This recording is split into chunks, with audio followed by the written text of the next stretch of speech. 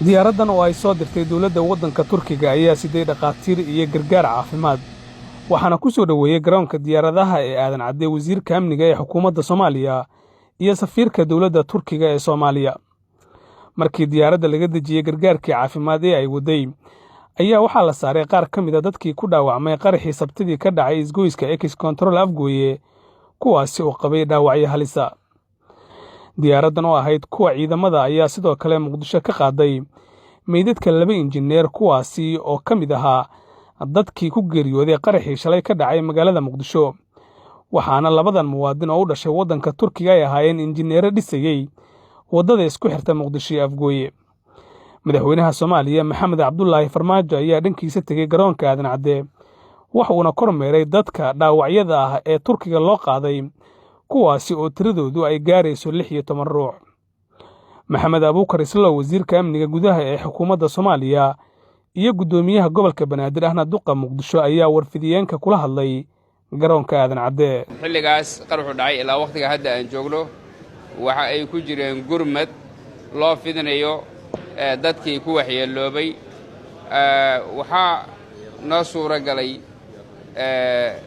dadaal badan kadib 16 ka mid ah dadkii ku waxyeeloobay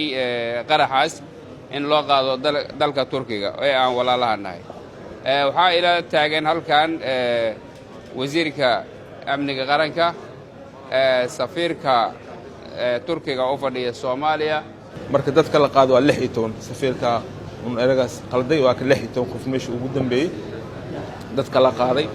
waxa kala jirto hadii Ilaahay yiraahdo dhaqaatiir halkan noo yimaadeen Turki ah qaar diyaarad ay ku noqdeen qaarna ilaa 12 halkan ay ku hareen iyo daawooyinkii ayagoo dadka fudud dhaawacyadooda halkan ku daaweyn doono dawladda Soomaaliya mar qaarkood waxa la doorbiday in dadka la wado qof oo hadda dhaawaciisa fudud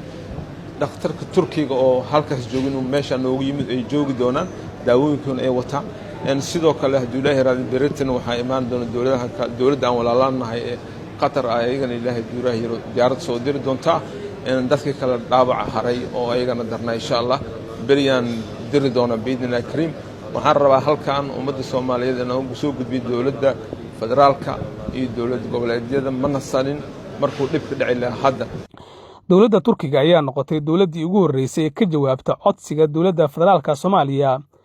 waxaana sidoo kale la filayaa in maalinta berri ah Muqdisho ay timaado diyaarad ay leedahay dawladda waddanka Qatar taasi oo la filayo in iyana ay Muqdisho ka qaado